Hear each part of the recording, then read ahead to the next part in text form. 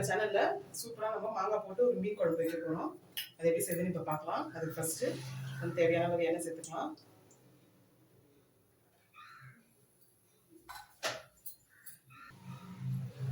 First எண்ணெய் காஞ்சதும் கொஞ்சமா வெந்தயம் சேர்த்துக்கலாம்.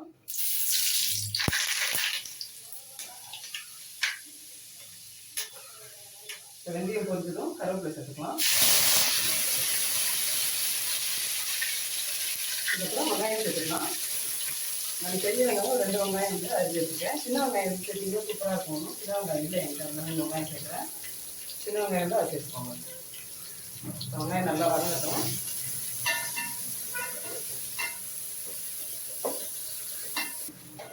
வெங்காயம் நல்லா வதங்கணுன்னே தக்காளி சேர்த்துக்கலாம்.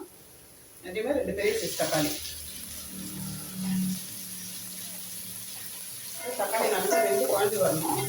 அப்போதான் நம்மளுக்கு நல்லா டேஸ்ட்டாக இருக்கும். தக்காளி வதங்கிறதுக்கு உப்பு சேர்த்துக்கலாம். இப்போவே நம்ம தேவையான உப்பு சேர்த்துக்கோங்க. தக்காளி அப்புறம் சேர்த்துக்கலாம். உப்பு சேர்த்து நல்லா வதக்கிடலாம். இப்போ பாருங்க தக்காளி நல்லா வதங்கிடுச்சு. இப்போ நம்ம மஞ்சள் கொஞ்சம் சேர்த்துக்கலாம். நெக்ஸ்ட் வந்துட்டு ஸ்டவ் வந்து சிம்மில் வச்சுருங்க, தெரிஞ்சிடும் இல்லாட்டி. மிளகாத்தூள் சேர்த்துக்கலாம். இது வந்து குழம்பு மிளகாத்தூள் தான். ஒரு 4 டீஸ்பூன் சேர்த்துப்பேன். இது கூடவே காஷ்மீர் சில்லி பவுடர் வந்து ஒரு 1/2 ஸ்பூன். கொஞ்சம் கலர் நல்லா இருக்கும். அதுக்காக போட்டு இந்த எண்ணெயிலேயே இதை லைட்டாக வதக்கிடுங்க. இதை நல்லா இந்த மாதிரி எண்ணெயிலேயே வதக்கிடுங்க. வதக்கிட்டு பெரிய நெல்லிக்காய் சைஸ் அளவுக்கு, அதாவது எலுமிச்சப்பழ சைஸ் அளவு வந்துட்டு நெல்லிக்காய் எடுத்து வச்சுருக்கேன். அதை புளி எடுத்து வச்சுருக்கேன். அதை கரைச்சி இந்த மாதிரி நல்லா வடிகட்டிட்டு இதை சேர்த்துக்கலாம்.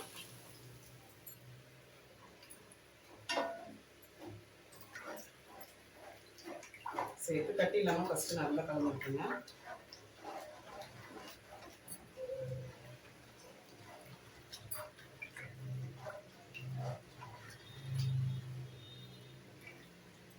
இது கூடவே இன்னுமே கொஞ்சம் தண்ணி ஊற்றிக்கிறேன். திக்காயிடுச்சு பாருங்க. ஏன்னா இது குழம்பு வந்து கொதிக்கணும். அதுக்கப்புறம் நம்ம மாங்காய் போடணும், அப்புறம் மீன் போடணும் இல்லையா? அதனால் கொஞ்சம் தண்ணி சேர்த்துக்கணும்.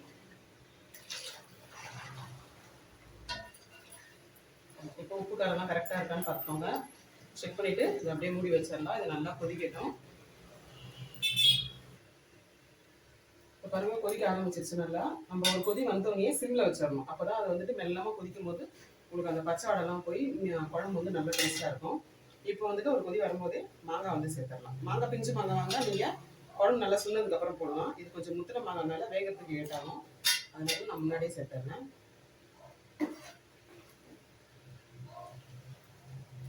இது அப்படியே கொதிச்சுட்டே இருக்கட்டும். அதுக்கப்புறம் கொஞ்சம் குழம்பு சுண்ண பிறகு மீன் சேர்த்துக்கலாம்.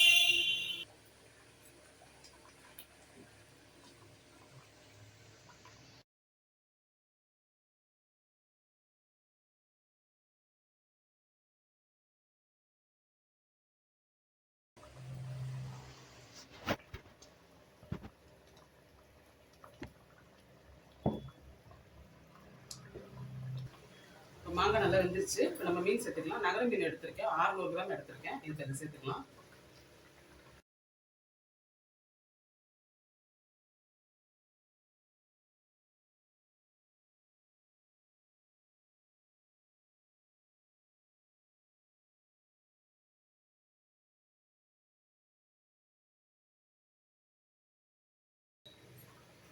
சேர்த்துட்டு அப்படியே உடையாமல் வடி கலந்து விடுங்க. நம்ம பொடி மீன் இந்த மாதிரி செய்யும் போது இந்த மாதிரி அகலமான பாத்திரத்தில் செஞ்சால் நம்மளுக்கு மீன் உடையாமல் இருக்கும். சட்டியில் செய்யலாம். ஆனால் இதில் மீன் போடும்போது நம்மளுக்கு ஒன்றோட அடியில் போயிடும், மீன் வந்து உடஞ்சிரும். அதனால தான் இந்த மாதிரி அகலமான பாத்திரத்தில் செய்யணும். மீன் வந்து சட்டுன்னு வெந்துடும் நம்மளுக்கு. இது போட்ட வேண்டிய ஒரு 2 கொதி வரட்டும், அந்தமே ஆஃப் பண்ணிக்கலாம். அவ்வளோதான் மீன் போட்டு 2 கொதி இந்த மாதிரி கொதி வருது பாருங்க. இந்த மாதிரி வரும்போது ஆஃப் பண்ணிடலாம். அவ்வளோதான் நம்மளுக்கு மீன் குழம்பு ரெடி. இது அப்படியே நம்ம பச்சை கருப்புடி அப்படியே உருவி இது மேலே அப்படியே சேர்த்தலாம். வாசனை நல்லா இருக்கும். ஆமாம், இந்த மாதிரி நீங்களும் மீன் குழம்பு செஞ்சு பாருங்க. இந்த வீடியோ உங்களுக்கு பிடிச்சிருந்தா லைக் பண்ணுங்க, ஷேர் பண்ணுங்க. மறக்காம தஞ்சை கிச்சன் கலாட்டாக்கு சப்ஸ்கிரைப் பண்ணாதாங்க சப்ஸ்கிரைப் பண்ணுங்க. தேங்க்யூ.